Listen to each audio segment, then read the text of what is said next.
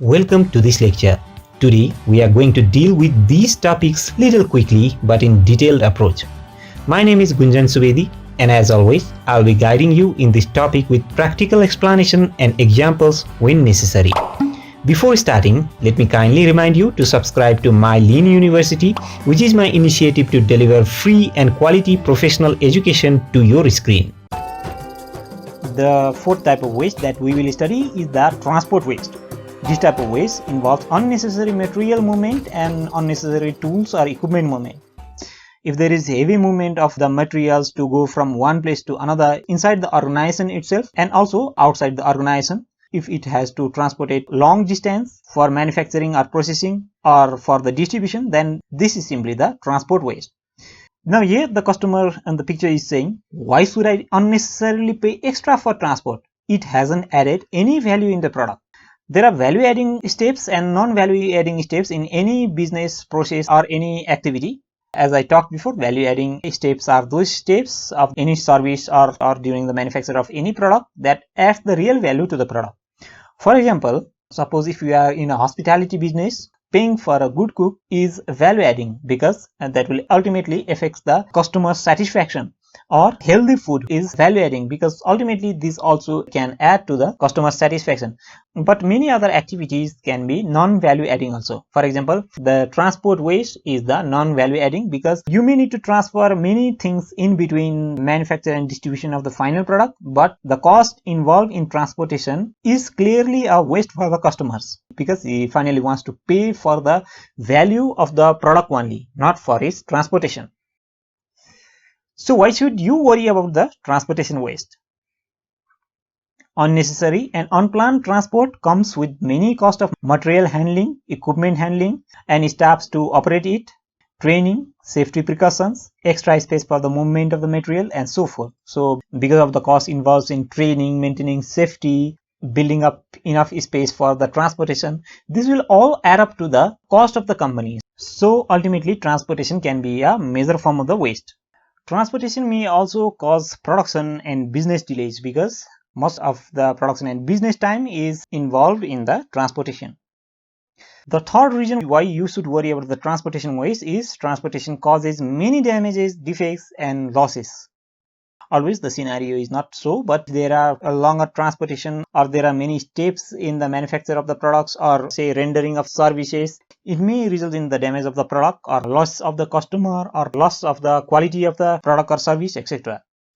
Let us see the causes of the transportation waste. There are intra-organizational causes and there are inter-organizational causes. Intra-organizational means within the organization. So if there is a longer transportation path to be followed inside the organization, the causes of these intra-organizational transports are overproduction. If you produce more, you have to transport them to the inventory. So when there is overproduction, naturally the transportation will also be high. So we learned in the overproduction waste itself that overproduction is the reason for other types of waste as well. So here we see that overproduction is one of the reasons for the transport waste also. The next cause is the complex materials flow. That means material flow will not be according to the serialized system. It will follow the zigzag system where you have to randomly transport man or material from one place to another. If the layout of the factory or the layout of any service floor, hospital, hotels, etc. are designed in that way, then it will cause the transport waste.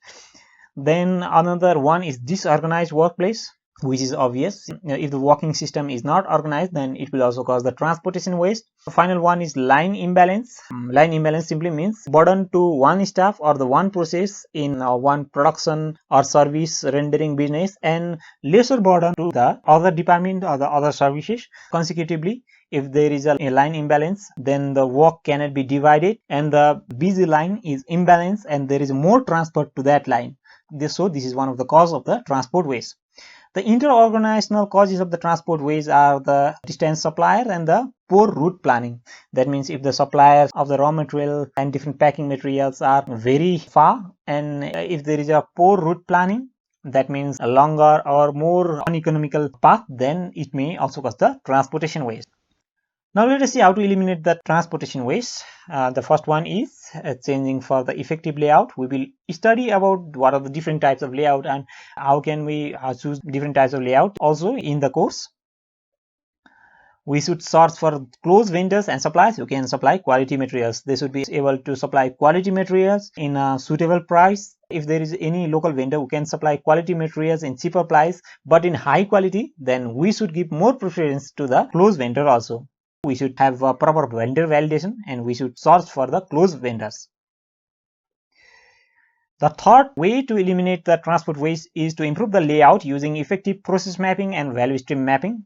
Of course, if the flow of the material and man in any process or in industries is already customized in order to give the highest value to the product and to meet the customer's demand adequately, then it ultimately will add up to the value of the product or process itself. We can use different tools such as process mapping. Value stream mapping is one of the tools of the process mapping. We will study about the value stream mapping in this course too.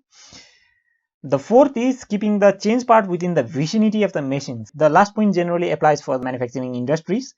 If you have the change part means those small parts that you have to change and put in a big machine so that the next batch or the different kinds of product can be manufactured. So if you keep the change part within the close proximity of the machine itself, then you don't have to travel a long distance in order to bring those change parts. So you can eliminate the transport waste basically in the manufacturing business by keeping the change part within the vicinity of the machine. And also you should not put successive processes far from each other. In a lot of business we see that the successive processes sometimes are far from each other and it creates a lot of transport waste. Often we do not see that and we do not give much value and emphasis on that because the owners ultimately think that it's the employees' job to transport materials to and fro. Adding up all the time the employees have invested in the transport, it will ultimately affect the whole cost of the company. So we should always try to put the successive processes that are related to each other close to each other. Now let me see your input now. Which of the following statement exemplifies the reason for the transport waste? First person is saying that he has a layout in his mind for the new office which is very aesthetic and spacious. He doesn't want to change it for anything. This person is only looking for the aesthetic and spacious place in the new office. He is not thinking in a lean way. He is not thinking about how to manage the layout so that the transport waste could be avoided. He doesn't want to change anything. So this statement clearly exemplifies that the design that he created might lead to the transport waste. And the second statement is please put the change part of the machine near to your machine. Here the Six Sigma Master Black Belt or Six Sigma Black Belt is asking his employee or the maintenance personnel to put the change part of the machine near the machine or near the vicinity of the machine itself. So he is trying to reduce the transport waste. So this doesn't exemplify the reason for the transport waste. Before ending this lecture, let me remind you to join my Lean University's premium membership and enjoy a total free access for limited time inside my Lean University's online library and get tons of free courses, free books and lecture topics on project management, Lean and Six Sigma, operations and supply chain, productive and preventive maintenance, quality maintenance, data science, industry and sales management, Agile and Scrum, Kaizen or continuous improvement and much more totally free. No strings attached. As we have limited seats, only the early subscribers will be given open access inside the premium membership, and remember, it's totally free. Please subscribe and share the video if you share the common belief that professional education should be accessible to all.